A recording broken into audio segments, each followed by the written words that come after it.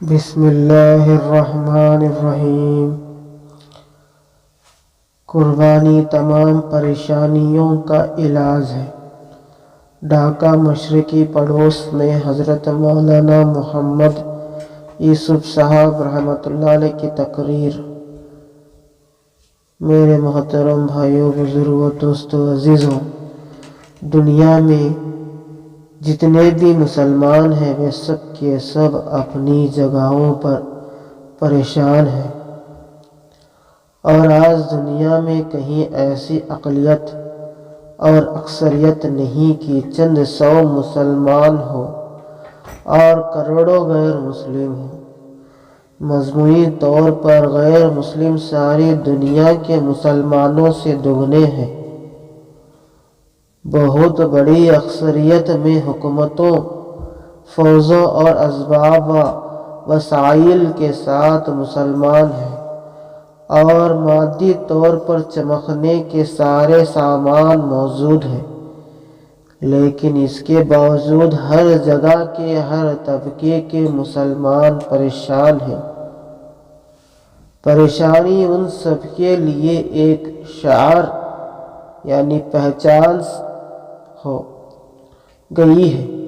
پریشانیوں کے احساس کے طبقے مختلف ہیں۔ کچھ دینی نقطۂ نظر سے پریشانیوں کو قیاس کرنے والے ہیں۔ تجارت، زراعت، دستکاری، حکومت کے اعتبار سے بھی پریشانیاں سوچی جا رہی ہیں، اور ہر طبقے میں پریشانی سے نکلنے کی تدبیریں کی جا رہی ہیں۔ رواج کے مطابق جو سمجھ میں آئے اس کا علاج کرنا چاہتے ہیں، رواج کے اعتبار سے طریقہ اختیار کرتے ہیں جو مزید پریشانی کا سبب بنتے ہیں۔ آج محنتوں کا رخ حق تعالی شانہ کی مدد کے اصولوں پر نہیں بلکہ ان کو چھوڑ کر رواجی طریقوں پر ہے۔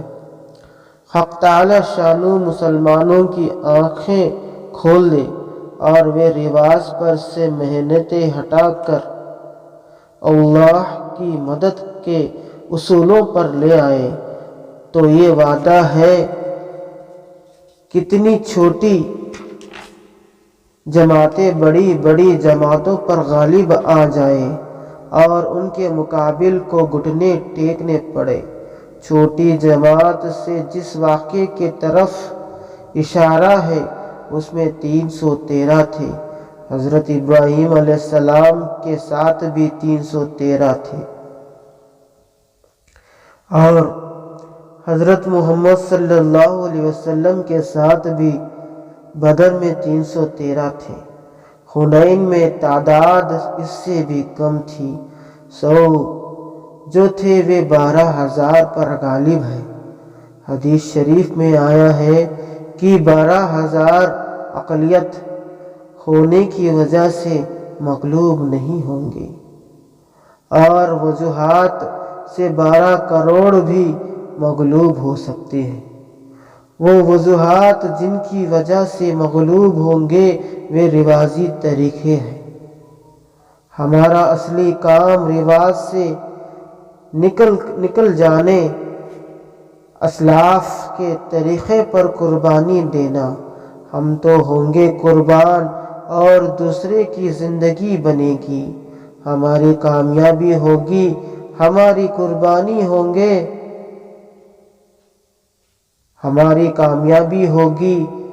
کہ ہماری قربانی امت محمدیہ صلی اللہ علیہ وسلم کے پریشانیوں سے نکل جانے کا سبب بن گئی۔ حضرت ابراہیم علیہ السلام و حضرت حاجرہ علیہ السلام و حضرت اسماعیل علیہ السلام کی قربانی پر امت محمدیہ صلی اللہ علیہ وسلم کا وجود ہو گیا۔ یہی ان کی کامیابی ہے۔ حضرت محمد صلی اللہ علیہ وسلم کی کامیابی کیا ہے اور ان کے ساتھیوں کی کامیابی کیا ہے؟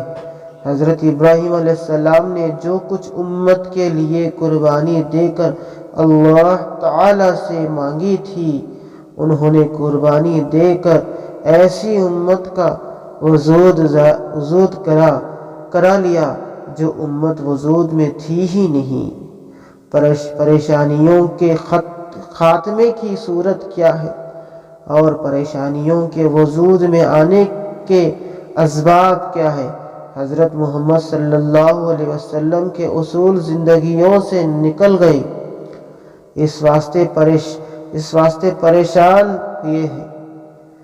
نہ زندگی میں اصول، نہ علاج میں اصول۔ جتنی محنت بڑھاتے ہیں اتنی بے اصولیاں کرتے ہیں، جتنی بھی بے اصولیاں بڑھیں گی اتنی ہی پریشانیاں بڑھ رہی ہیں۔ آج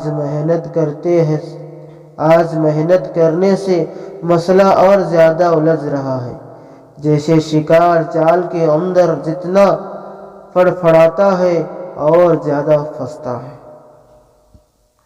ہم کو پریشانی سے نکلنے کے لیے زیادہ آدمی نہیں، تھوڑے آدمی درکار ہیں۔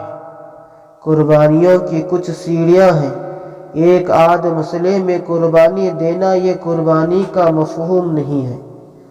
اصل یہ ہے کہ تمام مسئلوں میں قربانی کی تمام سیڑھیوں سے گزر جانا اور اس کی چھت پر پہنچ جانا۔ اگر 100 یا 313 بھی پہنچ جائیں گے تو تمام امت کی پریشانی دور ہو جائے گی۔ وہ آدمی جو سیڑھی کو پار کر جائے درکار ہے۔ ہمارے کام کرنے والے یوں سوچتے ہیں کہ وہ 3 چلے دے دے، حالانکہ 3 چلے تو قربانی کی پہلی سیڑھی ہے۔ قربانی میں ترقی کیسی ہوگی؟ جن آدمیوں نے قربانی پر قدم اٹھایا ہے ان کا ہر اگلا قدم ان کو مزید قربانی پر ڈال دے۔ جتنی قسم کی پریشانیاں اور مشکلات سامنے آتی ہے، اتنی قسم کے اعتبار سے انتظامات سامنے آتے ہیں۔ قربانی کے بعد قربانی کا مطالبہ اور قربانی کے بعد جو مشکل آئی اس کا حل یہ ہے کہ مزید قربانی دے۔ یہ ساری دنیا کے مصائب اور حادثوں اور پریشانیوں کا حل ہے۔ ہر کام کرنے والا یہ سوچے کہ مجھ کو قربانی کی چوٹی پر پہنچنا ہے۔ وہ امت مسلم جن کی پریشانیوں کے تصور سے آپ روئے ہیں، آج وہ ہمارے سامنے پریشان ہیں اور ہمارے قربان ہو جانا اس امی کی ساری پریشانیوں کا علاج ہے۔ آپ صلی اللہ علیہ وسلم کے سامنے ایک چور لایا گیا۔ آپ نے فرمایا اس کے ہاتھ کاٹ دو، اور آپ کا چہرہ پیلا ہو گیا جیسے خون ہی نہ ہے اور آنکھوں سے آنسو بہنے لگے۔ صحابہ کرام رضی اللہ تعالیٰ عنہم نے عرض کیا آپ پریشان ہیں؟ آپ نے فرمایا ہاں، میرے اوپر یہ کیا شاخ گزرے کہ تم سب کے بیچ میں میرے ایک امتی کا ہاتھ کاٹا جا رہا ہے۔ عرض کیا پھر آپ حکم نہ دیتے؟ فرمایا وہ بدترین حکیم ہے جس کے سامنے خدا کی حد پہنچے اور وہ اس کو پورا نہ کرے۔ تم نے اپنے بھائی کی مدد نہ کی، اسے میرے پاس کیوں لائے؟ تم نے خود ہی اس کو کیوں نہ سلجھا لیا؟ تم نے شیطان کا ساتھ دیا۔ جس نبی پاک صلی اللہ علیہ وسلم کے دل میں امت کے چور کے بارے میں خیال ہو تو پوری امت کے بارے میں کتنا خیال ہوگا۔ جب چور تک پر رحم ہے تو ان کے دل کے اندر ان کی امت کے بارے میں کتنا خیال ہوگا۔ جب چور پر تک رحم ہے تو ان کے دل کے اندر ان کی امت ہر حالت میں گھر کیے ہوئے ہیں۔ وہ اپنی امت کے ہر آدمی کا بھلا چاہتے ہیں۔ فاسقوں کا بھی بھلا چاہتے ہیں۔ زندگی پوری قربانی میں گزار دی، گویا ان کی زندگی کے سارے مسئلے قربان ہوئے۔ اپنے متعلقین کے مسئلوں کو قیامت تک کے لیے قربان کر دیا۔ جو ہم سے محبت کرے وہ بلاؤں کے لیے تیار ہو جائے۔ جس طرح کوئی چیز پہاڑ پر سے پھینکی جائے، اس طرح ہر محبت کرنے والے پر بلائیں آتی ہیں۔ مسلمانوں میں مستقل آمد کی صورت زکوٰۃ ہے، اور آج حکومتیں تک اس لالچ میں ہے کہ زکوٰۃ کو لے کر خرچ کرے، لیکن حضرت محمد صلی اللہ علیہ وسلم قیامت تک کے لیے اپنے گھر والوں کو اس سے محروم فرما گئے۔ حضرت حارث اور حضرت عباس رضی اللہ عنہما دونوں کے بچے جوان ہیں اور شادی کے لیے مال کی ضرورت ہے۔ دونوں کے باپوں نے اپنے بیٹوں کو زکوٰۃ کے شعبے میں کام کرنے کو پیش کیا کہ ان کو بھی کام کرنے سے کچھ مل جائے گا۔ بات کان میں پڑتے ہی آپ نے چھت پر نگاہ ڈالی اور چپ چاپ بہت دیر تک سوچتے رہے۔ یوں سوچ رہے ہوں گے کہ یہ امت سیدوں کو تو کیا دے گی۔ ایک زکوٰۃ تھی، وہ بھی بند کر کے جا رہا ہوں۔ وہ فرماتے ہیں کہ آپ نے اتنی دیر خاموشی اختیار کی کہ ہم سمجھے کہ حضور صلی اللہ علیہ وسلم جواب ہی نہ دیں گے۔ وہ جانے لگے تو حضرت ام سلمہ رضی اللہ عنہا نے ان کو روکا اور خمس میں سے ان کو کچھ دے دیا اور وہیں ان کے نکاح کرا دیے۔ ان کی بدولت لوگوں نے مزے کی زندگیاں گزاری، لیکن خود ان کو کچھ نہیں ملا۔ داماد کو وہ گئے کہ اپنا گلا کٹوا دینا، لیکن تیری وجہ سے کسی کا گلا نہ کٹے۔ حضرت عثمان رضی اللہ عنہ پر فاقہ پڑ رہا ہے، پیاس سے برا حال ہے۔ لوگوں نے کہا مقابلہ کر کے دشمنوں کو ختم کر دے۔ آپ نے فرمایا میری وجہ سے کسی کا گلا نہ کٹے۔ بیوی کو پانی کے لیے بھیجا، خود روزے کی نیت کر لی۔ حضرت عثمان رضی اللہ عنہ کو خواب میں زیارت ہوئی۔ عرض کیا حضور آپ کی امت نے پریشان کیا ہے، میں نے بہت تکلیف اٹھائی۔ آپ صلی اللہ علیہ وسلم نے فرمایا بس اب ہمارے پاس آ جاؤ۔ ایک رات کو خواب میں دیکھا، اگلی رات کو شہادت ہو گئی۔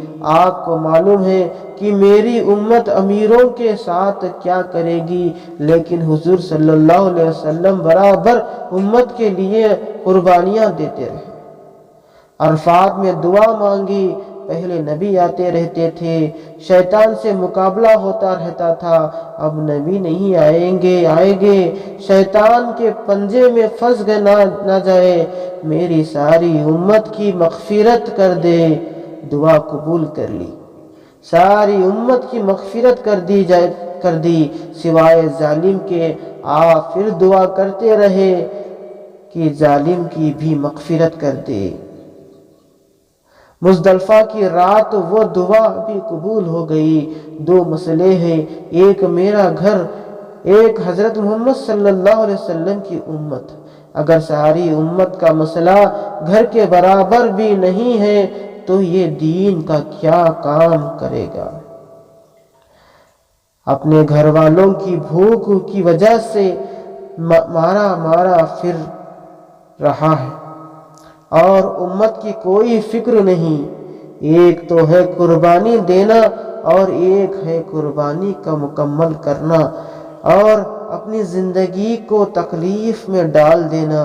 جب دین کی محنت کرو گے تو ایک تو کام کے تقاضے ہوں گے اور ایک گھر کے تقاضے ہوں گے۔ قربانی یہ ہے کہ محنت کرتے رہے، اپنے جتنے تقاضے آتے رہے اور اس کے لیے جتنی شکلیں صورتیں سامنے آتی رہے ان کے اوپر تھوک کر دین کے لیے قربانی دیتے چلے جائیں۔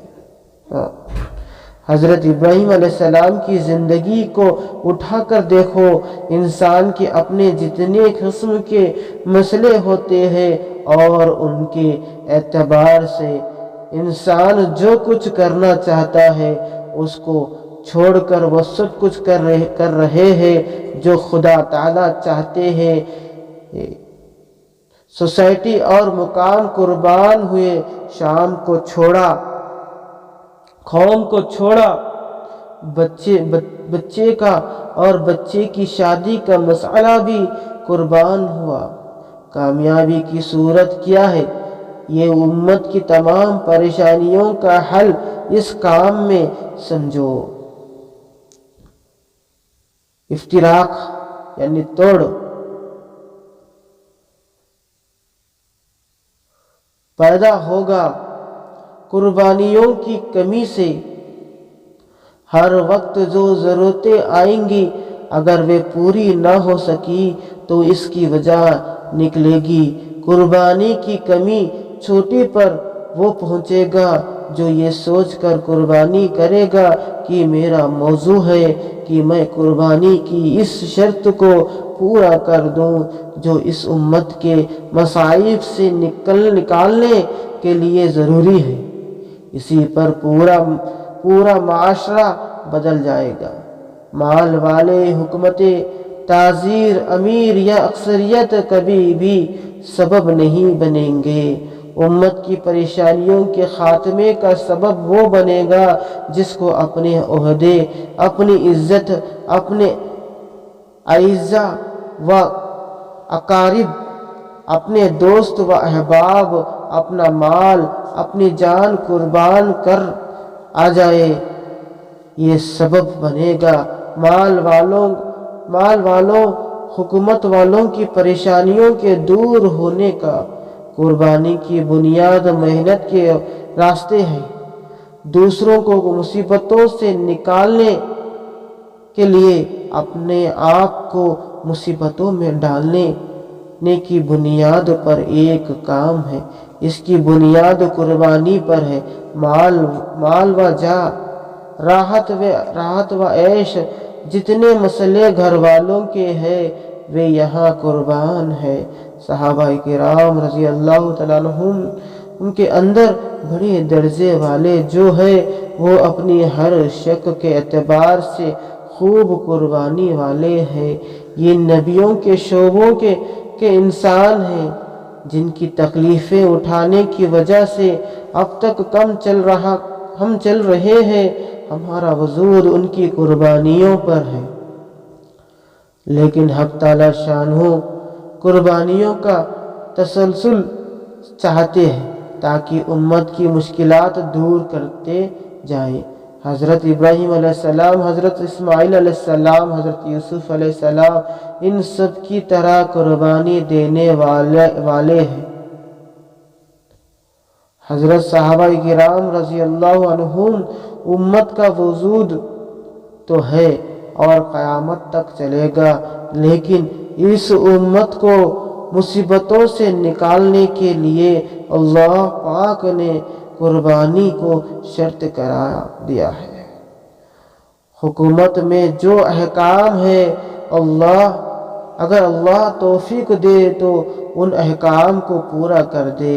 قربانیاں دے کر تو ان حکومت والوں کی پریشانیاں دور ہو جائیں گی۔ حکومت اور طاقت سے نہیں بلکہ قربانی سے دور ہوں گی۔ قربانی کا ایک ذرہ بھی ہوگا تو اتنا زیادہ ملے گا کہ آپ حیران رہ جائیں گے کہ خدا نے کیا دے دیا، لیکن مسائل ذرہ بر قربانی سے حل نہیں ہوں گے۔ اس کے لیے پوری قربانی دینی ہوگی۔ باطل تو چلتا ہے خواہشات کے پورا کرنے کے ساتھ اور حق لیتا ہے خواہشات کی قربانی کے ساتھ۔ مالیت کی سامان کی شہوتیں ہیں۔ باطل زندگی تو اس سے چلے گی کہ عورتوں کو حاصل کرنے میں خوب محنت کرے۔ حدیث شریف میں آتا ہے کہ جنت کی عورتوں کو چاہے جتنا کپڑا پہنا دو ان کا حسن نہیں چھپے گا۔ ان سے یہ تو نہیں ہو سکا کپڑے پہننے والی سنگیاں بنا دی۔ باطل تو اس سے چلے گا کہ ایک منٹ کے لیے بھی اس کو ملال نہ پہنچے۔ باطل تو عورتوں میں لگائے گا، ان کی لذت میں لگائے گا۔ باطل تو مال سے، عورتوں سے، دکانوں سے، جائیدادوں سے بڑھے گا۔ لیکن حق تعالی شانہ ہے ترجمہ، کیا میں اس سے بہتر بات نہ بتاؤں؟ وہ یہ کہ دنیا کے عیش کو اور شہوتوں کے پورا ہونے کو تم آخرت پر ڈال دو اور یہاں تھوڑی سی محنت و متقی بن جاؤ۔ جس طرح صحابہ کرام رضی اللہ عنہم نے ساری خواہشات چھوڑ دی، عام لوگ حضرت عمر رضی اللہ تعالیٰ عنہ کے زمانے میں فتوحات اور مال کے لیے یاد کرتے ہیں۔ جب قانون بنتا ہے تو اس کے عیش پر نگاہ جاتی ہے اور ٹیکس لگاتا ہے تو حضرت عمر رضی اللہ تعالیٰ عنہ یاد آتے ہیں، لیکن وہ اور دوسروں کی شہوتوں کو پورا نہیں کرتے تھے۔ حضرت محمد صلی اللہ علیہ وسلم کے احکامات کے ساتھ ایک بات چاہنا اور پوری کرنا تو ہے تقوی، اور احکامات کے خلاف اور بات چاہنا فسق ہے۔ حضرت عمر رضی اللہ تعالیٰ عنہ کے دور میں کیا ہے؟ خود متقی بنے اور جس ہاتھ میں لگام دی اسے بھی متقی بنا دیا۔ گورنروں کی پٹائیاں ہو رہی ہیں۔ متقی بننے کے 5 جزو ہیں۔ سب سے پہلا صابرین یعنی خواہشات پر صبر کرنے والا۔ دوسرا صادقین یعنی پہلوں کے نقشوں پر پورے اترنے والے اور ہر وقت کی تکمیل کرنے والا بن جانا اور اس کے مقابلے کی خواہشوں کو قربان کرنا۔ تیسرا قانتین یعنی جان دینے کے احکام کو بجا لانا۔ نمبر 4 منفقین یعنی مال دینے کے احکام پر پورا اترنے والا۔ نمبر 5 مستغفرین یعنی گناہ نہ کرنا اور اپنے کو گنہگار قرار دے کر معافی مانگنا۔ یہی ہے متقی۔ اس کام کا پھیلاؤ ہے۔ اس کام کا گہراؤ ہے۔ جنہوں نے اپنے کو اس کام میں لگایا ہے ان کا قربانیوں کے نقشے پر پورا اترنا، جوڑوں کے ساتھ پھلوں تک کا رابطہ موجود ہو۔ قربانیاں رنگ لائیں گی، ایک کام ہے اور ایک کام کرنے والوں کی قربانیاں ہیں۔ لوگ سمجھتے ہیں کہ کام سے اسلام زندہ ہو جائے گا۔ خواہش کو پورا کرنے والا بنا تو قربانی کہاں ہوئی؟ قربانی نہ ہوئی تو دین کہاں ہے؟ اور دین نہیں تو مسائل کیسے دور ہوں گے؟ راحتوں میں قربانی نہیں ہے، راحتوں میں قرب نہیں ہے، تکلیفوں میں قرب ہے۔ اللہ اور اس کے رسول صلی اللہ علیہ وسلم کا ایک قربانی دینا ہے اور قربانی دیتے رہنا ہے۔ قربانی دینے پر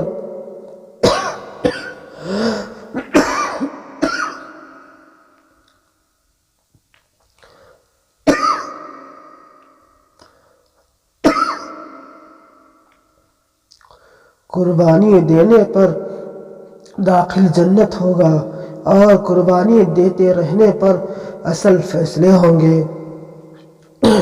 طرز پر قربانی کرنا میں لاکھوں کروڑوں کو نہیں کہتا، ان کے بارے میں تو فیصلے کرانے ہیں۔ فیصلے کرانے کے لیے چند سینکڑوں کی ضرورت ہے۔ ہماری موت قربانی پر آئے، خواہش پر نہ آئے۔ قربانی ہی سے بنگلے کی نوعیت صحیح پیدا ہوں گی۔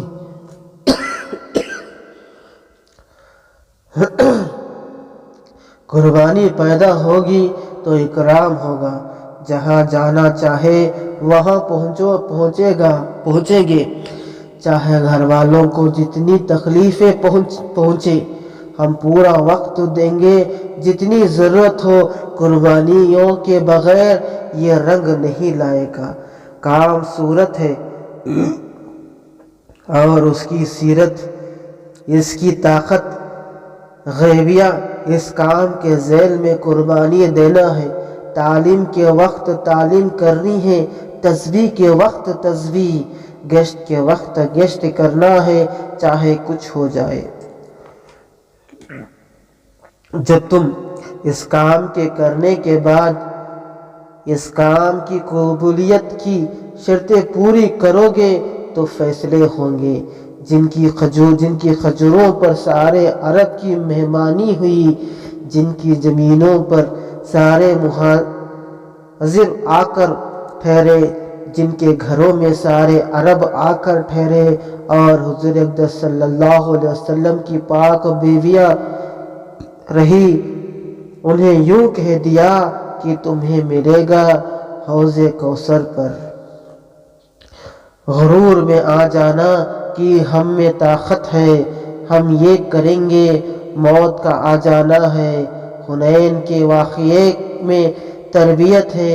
حنین میں قبیلہ حوازن کے ساتھ ٹکر ہوتے ہی سب بھاگے، صرف 12 رہ گئے۔ ان میں اقارب صحابہ ہیں۔ اب حضرت عباس رضی اللہ تعالیٰ عنہ سے کہا کہ اونچی آواز سے یا معشر الانصار، یا معشر الانصار کہو۔ انصار دوڑے اور 100 آئے، 1200 کو بھگا دیا۔ 100 کے ذریعے یہ بتلا دیا کہ کرنے والا میں ہوں۔ مال بہت سا آیا، تقسیم میں سارا مکہ والوں کو دے دیا۔ انصار کو کچھ نہیں ملا۔ اس وقت انصار پر کیا گزری ہوگی کہ کام تو کرے ہم اور مال دیا جائے دوسروں کو۔ حضرت سعد بن عبادہ رضی اللہ عنہ آئے اور کہا کہ میرے قوم کیا کہہ رہی ہے کہ جب لڑائی کا وقت آئے تو اے انصار، اور جب تقسیم کا وقت آئے تو میری قوم۔ فرمایا تم کیا کہتے ہو؟ کہا میں بھی قوم کا ایک فرد ہوں۔ فرمایا قوم کو جمع کرو۔ چنانچہ قوم کو جمع کیا۔ آپ صلی اللہ علیہ وسلم نے فرمایا اے انصار، کیا تم یہ پسند نہیں کرتے کہ یہ لوگ اپنے گھروں کو مال لے کر جائے اور تم اپنے گھروں کو اللہ کے رسول صلی اللہ علیہ وسلم کو لے کر جاؤ؟ آپ بھی بہت روئے اور صحابہ کرام رضی اللہ تعالیٰ عنہم کو بھی رلایا۔ آپ پر کیا گزری تھی؟ آپ بہت دیر تک روتے رہے۔ اے انصار لوگوں، میرے اوپر کا لباس ہے اور تم میرے اندر کا لباس ہو۔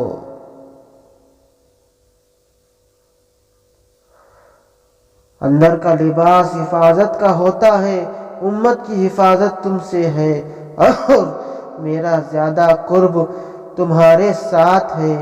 اگر انصار ایک وادی میں چلیں گے اور لوگ دوسری وادی میں چلیں گے تو میں انصار والی وادی میں چلوں گا۔ آپ کے سامنے تھا کہ میرے انصار کے اوپر میرے بعد کیا گزرے گی۔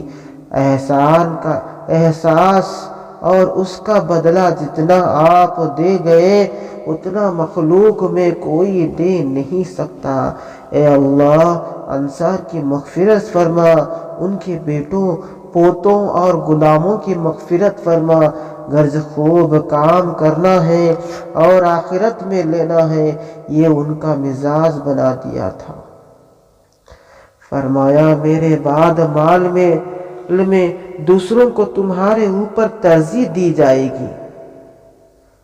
بنی قریظہ وغیرہ کے مال کی تقسیم آئی۔ حضور صلی اللہ علیہ وسلم نے فرمایا یہ زمین دوسروں کو دے دو، تم نے جو دیا ہے وہ واپس لے لے، یا سب میں برابر تقسیم کر لے، نہ یہ لیتے ہیں نہ واپس لیتے ہیں۔ ہمارا آپ کا معاملہ جنت پر ہے، ہم جو کچھ اللہ کے نام پر دے چکے ہیں وہ دے چکے ہیں، واپس نہیں لے سکتے۔ اب جو آیا ہے اسے مہاجرین کو دلا دیجیے۔ انصار کو اپنے باغوں کے لیے ضرورت تھی، نہر نکالنے کے لیے حضرت کے پاس مشورہ کر کے آئے۔ واہ واہ انصار آؤ جی آؤ جی آؤ، جو مانگو گے میں اللہ سے کہوں گا اور جو اللہ سے کہوں گا وہ دے دیں گے۔ پھر انہوں نے مشورہ کیا اور کہا ہمیں تو آخرت میں چاہیے، مغفرت کی دعا فرما دیجئے۔ جو مسلمانوں کے انتہائی عروج کا وقت تھا، اس وقت انصار کے گھروں میں فاقے پڑ رہے ہیں۔ لوگ دوسروں کی قربانی کرنے کو قربانی کہتے ہیں اور وہ قربانی اپنی ذات پر ہے۔ ایمان اور ایمان کے طریقوں کو قائم کر کے دکھلا دو اپنے مسائل کی قربانی کے ساتھ۔ قربانی کی لمبی چوڑی کتاب ہے، ہر موقع پر جو کام کرنا چاہیے وہ کرنا اور اپنے مسائل کو قربان کرنا قربانی کی ایک آدھ شق نہیں ہے۔ اس کام کے بڑے اصول ہیں، بڑی نزاکتیں ہیں۔ اگر دوسرے شعبوں کو یوں کہہ دے کہ ان کی ضرورت نہیں ہے تو یہ بات عداوتوں کا سبب بنے گی، اور اگر یوں کہہ دے کہ یہ سب ضروری ہے، اللہ سب کو چلا دے اور جن قربانیوں پر یہ چلتے ہیں ان قربانیوں کی ہمیں توفیق دے دے تو یہ بات محنتوں کا سبب بنے گی، زبان کی ذرا سی بدعنوانی بڑے بڑے بگاڑ کا سبب بن سکتی ہے۔ اپنی جگہ کی تھوڑی تھوڑی دینداری پر دھوکے مت کھاؤ۔ لادینی اور الحاد کے طوفان ان جگہوں سے اٹھ رہے ہیں جہاں توحید و عرفان کے سمندر چلا کرتے تھے۔ آج شیطان کی معاشرت چل رہی ہے، جہاں سے حضرت محمد صلی اللہ علیہ وسلم کی معاشرت چلی تھی۔ آپ صلی اللہ علیہ وسلم نے اپنی آنکھوں سے شیطان کو دیکھا ہے۔ اللہ رب العزت نے فرمایا یہ میرا خلیفہ ہے، اسے نوازتا ہوں، اسے سجدہ کرو۔ اس نے اعزاز والا نہیں سمجھا۔ شیطان کے چھٹکارے جانے کی وجہ انسان ہے۔ نوازے ہوئے کے ساتھ مل جائے تو چلو اس کا قصور معاف کر دے، نہیں فرمایا جو تیرے ساتھ مل جائے گا تو تیری طرح دھتکارا ہوا ہو جائے گا۔ یہ آپ کی حیات کا ہے، یہ آپ کی حیات کا جان و مال کا دشمن ہے۔ پہلے ان سیڑھیوں پر لانا ہے کہ آپ کی آخرت بگڑ جائے، پھر دنیا بگڑ جائے۔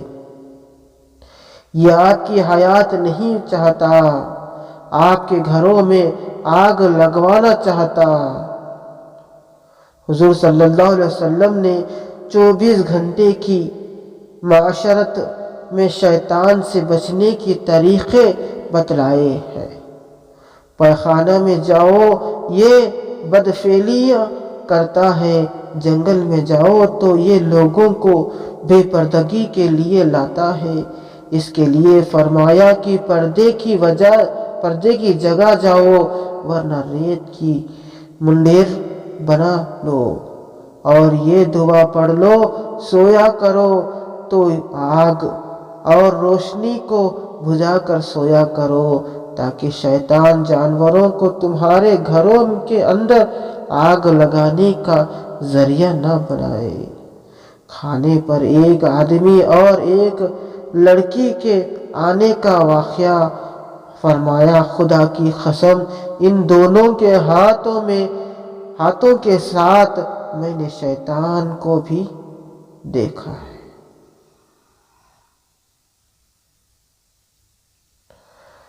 کئی صحابہ کا واقعہ رات کو شیطان کو پکڑ لیا، چوری کر رہا تھا۔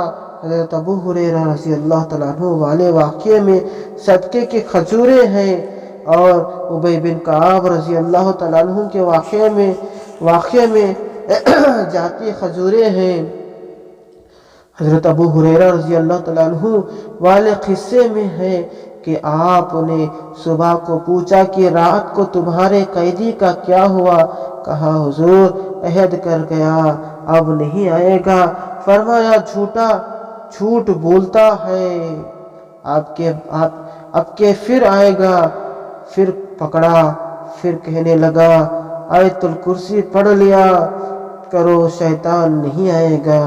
فرمایا ہے تو جھوٹا لیکن بات سچی کہہ گیا۔ کھانے میں شریک ہوتا ہے کہ شیطانیت کا مادہ پیدا ہو جاتا اور کھانا تھوڑا ہو جائے۔ گھر کے کواڑ بسم اللہ کہہ کر لگایا کرو تو شیطان تمہارے گھر میں داخل نہیں ہوگا۔ ایک قسم انسانوں کی ایسی ہے جو انسان اور شیطان کے ملے یہ جلے نطفے سے تیار ہوتی ہے۔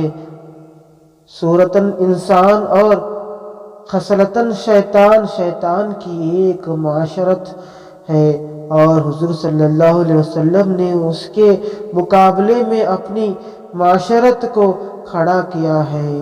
شیطان کی معاشرت کی بنیاد عورت اور مال کے نقشے۔ عورت عطر لگائے جس میں خوشبو نہ ہو، رنگ ملا ہوا ہو۔ جو عورت اپنے گھر کے علاوہ سج کر نکلے وہ زانیہ کے حکم میں ہے۔ صحابہ کرام رضی اللہ عنہم کیا کرے، بیوی نہیں مانتی، نکاح ایسے ہو، مکان ایسا ہو، بیوی اوپر بیٹھی ہوئی ہے، وہ قوم کبھی فلاح نہیں پا سکتی جو اپنے مسئلے پر عورتوں کو غالب کر دے۔ ہر ملکوں میں مختلف جگہوں پر عورتوں کو بٹھانا یہ خود اپنے پیروں پر کلہاڑی مارنا ہے۔ شیطان چاہتا ہے کہ عورت جس کے ذریعے جنت سے نکالا ہے آگے بھی عورت ہی کو استعمال کرے کہ ایک عورت سے ہزاروں کو دوزخ میں پہنچا دے۔ فرمایا جو مرد و عورت ایک جگہ اکٹھے ہو تو تیسرا شیطان وہاں ہوگا۔ بھائیوں خاندانوں قوموں کی لڑائی لاتا ہے۔ عورت اور مال کے راستے سے لباس میں مقابلہ، غذا میں مقابلہ، عورت کے ذریعے سے یہ معاشرت کی جو بے دینی ہے آپ کی نماز، روزہ، تعلیم کو ختم کر دے گی۔ شیطان ایسے معاشرے کو اٹھاتا ہے کہ سارا مال اپنے پر لگے۔ حضور صلی اللہ علیہ وسلم اس کے مقابلے میں ایک معاشرت لائے ہیں۔ معاشرت کی بے دینی جس جگہ پر آئے گی، باقی سارے دین ان کو لے کر ڈوب جائے گی۔ اب مسئلہ یہ ہے کہ قربانی دو تب معاشرہ بدلے گا۔ حج میں ترک وطن ہے، زکوٰۃ میں مال کا خرچ کرنا ہے، روزے میں شہوتوں کو دبانا ہے، نماز میں خواہشات اور تفکرات یعنی سوچ کو روکنا ہے۔ ان کی بنیاد کا معاشرہ اٹھے گا۔ عناصر اربع سے کمائی کا نقشہ تیار کرو، یعنی ایمان، اخلاق، علم و دھیان۔ کمائی کے نقشوں اگر عناصر اربع پر نہیں آئے تو ہماری نماز کمزور ہے، ہمارا روزہ کمزور ہے، ہماری زکوٰۃ کمزور ہے، کتوں اور سوروں کی سی معاشرت پر چلے جا رہے ہیں۔ حضرت محمد صلی اللہ علیہ وسلم جیسے خیر خواہ کی معاشرت محبوب نہ ہو اور شیطان کی معاشرت محبوب ہو۔ جب تک معاشرے کا مقابلہ کرتا رہا، مسلمان پھلتا پھولتا رہا، اور جب مقابلہ ختم ہو گیا تو مسلمان بھی ختم ہو گیا۔ دشمن اصل کون ہے؟ جس کا موحد یعنی توحید والا بننا ممکن نہیں۔ کافر اصلی دشمن نہیں، ان کا ہر وقت امکان ہے کہ کلمہ پڑھ لے اور موحد ہو جائے۔ یہ تو دشمن کے ساتھی ہے، اس واسطے دشمن ہو گئے۔ سانپ اتنا دشمن نہیں جتنا شیطان دشمن ہے۔ ابھی دشمن کا یقین نہیں، معاشرت کی طرف وہ لیے چلا جا رہا ہے۔ پڑھ لو نماز، بہو تیری دیکھی نماز، معاشرت کا ایک دھکا آئے گا تو سب نماز ختم ہو جائے گی۔ پہلے جو طوفان آیا بہت کچھ ختم ہو گیا، اس سے اگلا طوفان آئے گا، باقی رہا سہا بھی ختم ہو جائے گا۔ شیطان کی معاشرت میں غیبتیں بہتان ہیں، عیبوں کو اچھالنا، ٹٹے اڑانا ہے، پھر قدرتوں کے اوپر ڈالنا ہے۔ آخرت میں تو نقصان ہے ہی، دنیا میں بھی نقصانات ہے۔ معاشرت کے اعتبار سے آج کا دور بدترین دور ہے۔ کتے اور سوروں کی طرف معاشرت جا رہی ہے اور یہ نہیں جانتے کہ چکے کے اندر زہر دیا جا رہا ہے۔ جو محبوب ہے، خدا کی قسم ان کی معاشرت محبوب ہے اور مبغوض یعنی ناپسند ہے، ان کی معاشرت مبغوض ہے۔ آپس کی عداوتیں، آپس کی قدرتیں بہت سے راستوں سے آ رہی ہیں۔ حضرت محمد صلی اللہ علیہ وسلم نے آپس میں محبتیں، مودتیں بہت سے راستوں سے چلائی تھی۔ حیات والی معاشرت تو ختم ہو گئی اور موت والی معاشرت میں ہم آ گئے۔ پھرنے میں بھی قربانی ہوگی، پھرنے میں کسی طرح پھرو، دوسروں کی رعایت کے ساتھ، افہام کے تفہیم یعنی سمجھنے سمجھانے کے ساتھ پھرو۔ اس کے اندر حق تعالی شانو ایسا کریں گے اور نعمتوں کے دروازے کھول دیں گے۔ کوئی آ کر 5 لاکھ روپے دے، اسے لگاؤ، پھر قربانی دو کہ جی آپ لگانا سیکھ لیجئے، پھر خود چلائیے۔ قربانی دیتے ہوئے ملک و مال پر ٹوکرے مارتے ہوئے، ایمان کی دعوت کے لیے محنت کرتے ہوئے، اپنے جذبات کو قربان کرتے ہوئے ہر وقت نکلو۔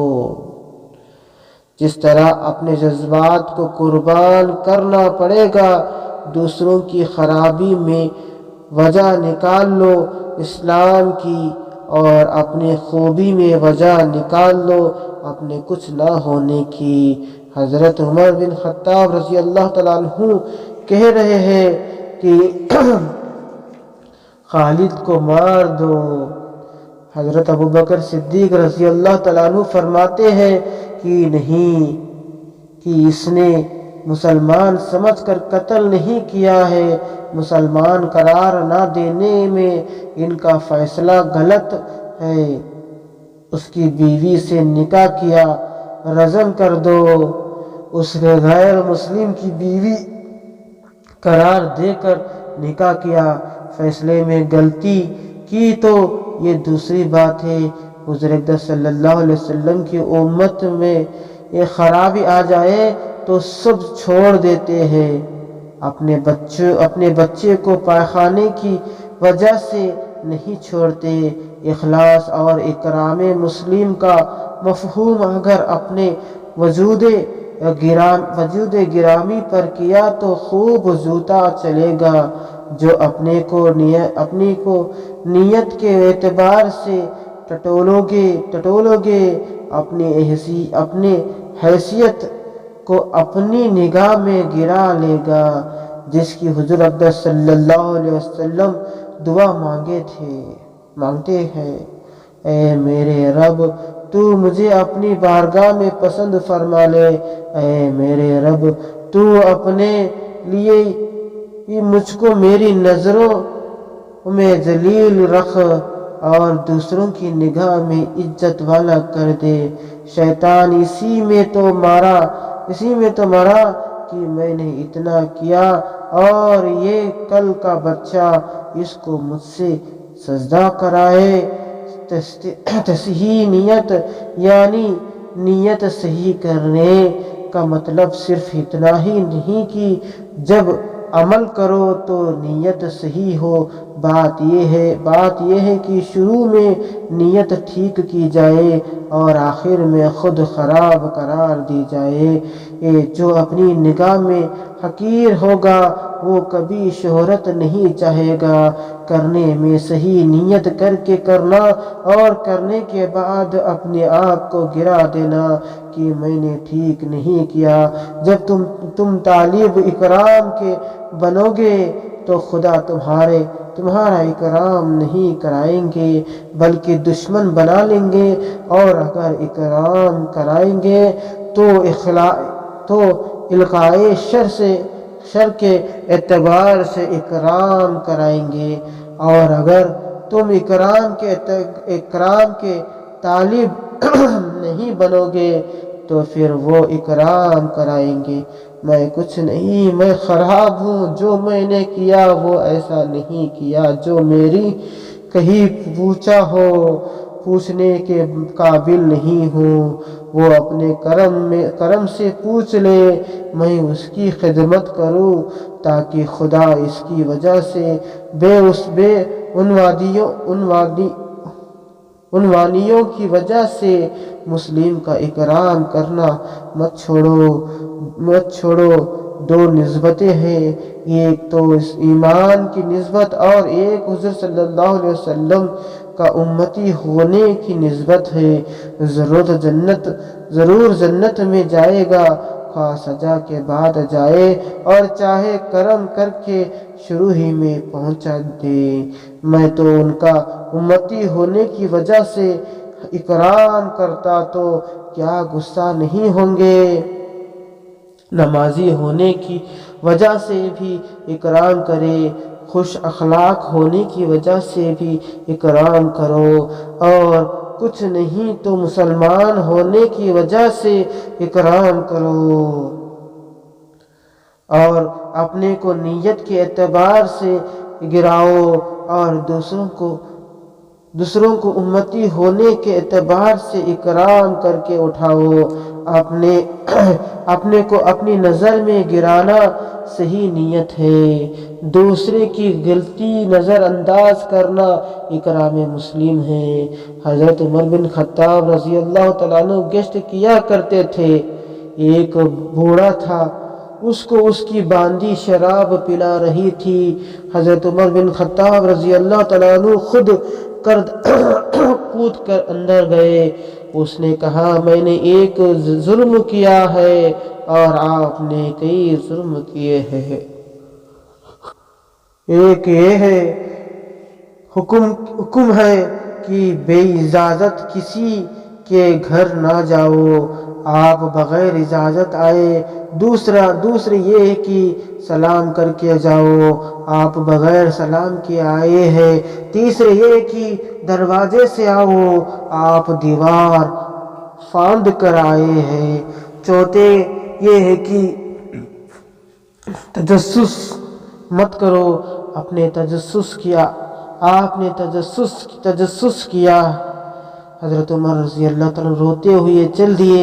دربار میں کئی دن بعد نظر پڑی، تخلیے میں بتایا کہ میں نے اسی دن سے چھوڑ دی۔ زید بن ارقم رضی اللہ عنہ کیا پی رہے ہیں؟ یہی تو ہے تجسس، میرے سے گناہ ہو گیا، اس کا کفارہ کیا ہے؟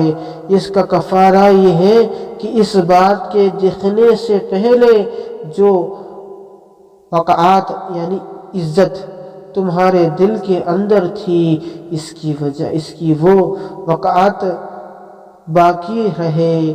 اکرام مسلم کی بات یہ ہے کہ اپنا تو کسی پر ایک ذرے کے برابر بھی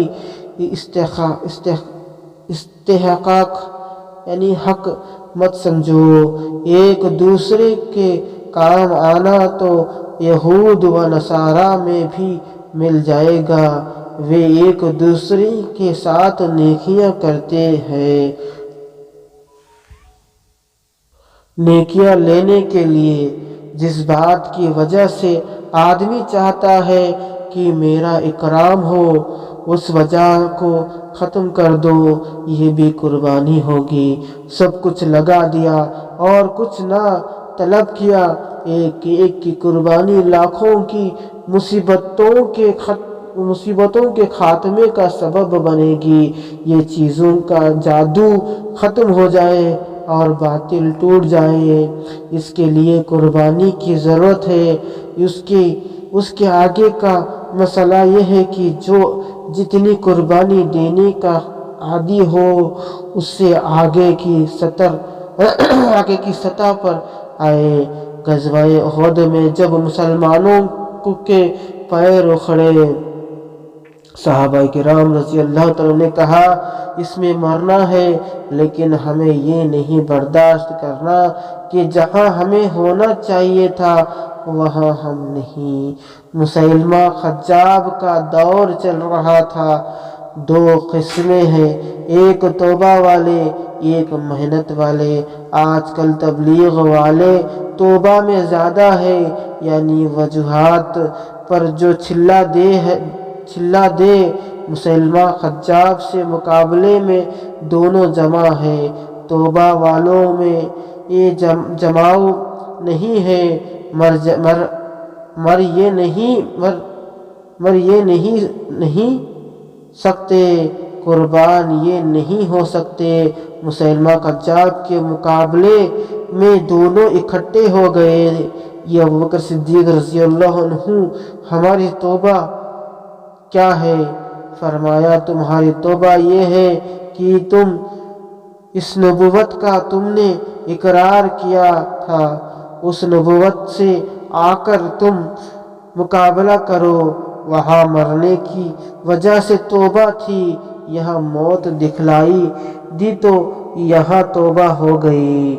اب لوگ میدان سے بھاگنے لگے تو ایک طبقہ پرانوں کا کہنے لگا کہ ہم سے یہ بات دیکھی نہیں جاتی کہ جہاں ہم کو ہونا چاہیے تھا وہاں ہم نہ ہو، اور وہاں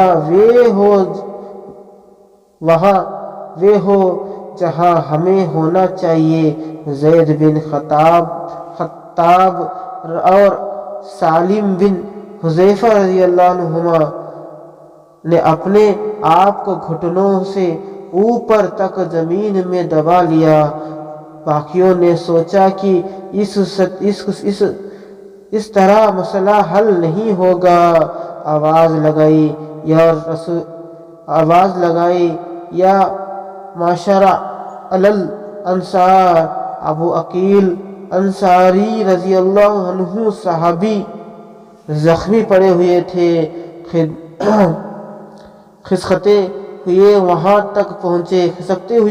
پہنچے جہاں سے آواز لگائی گئی تھی اور کہا، انصار تم نے کام کر کے دکھلایا تھا، جس طرح پہلے کر کے دکھلایا تھا اب پھر کر کے دکھلاؤ۔ 40,000 دشمن باغ میں گر گئے۔ ایک پرانے حضرت برا بن مالک رضی اللہ عنہ نے کہا، مجھے اندر پھینک دو، میں دروازہ کھول دوں گا۔ 1500 قتل کیے، 90 زخم کھائے اور کواڑ کھول دیے۔ ایسے سینکڑوں پوری دنیا کے نقشوں کے بدلنے کی گارنٹی اور ضمانت اپنے اندر لیے ہوئے ہے۔ اس میں معاشرات بدلے گی، ایسے مکان اور ایسے ٹھکانے اور نہیں رہیں گے سوائے مرنے کے اور سوائے قربان ہونے کے، سوائے اسلام اور دین کے نقشے قائم ہونے کے۔ حضرت عمر رضی اللہ تعالیٰ عنہ نے فرمایا کہ حضرت خالد کے دل کی چاہ بس ایک تھی، شرک والے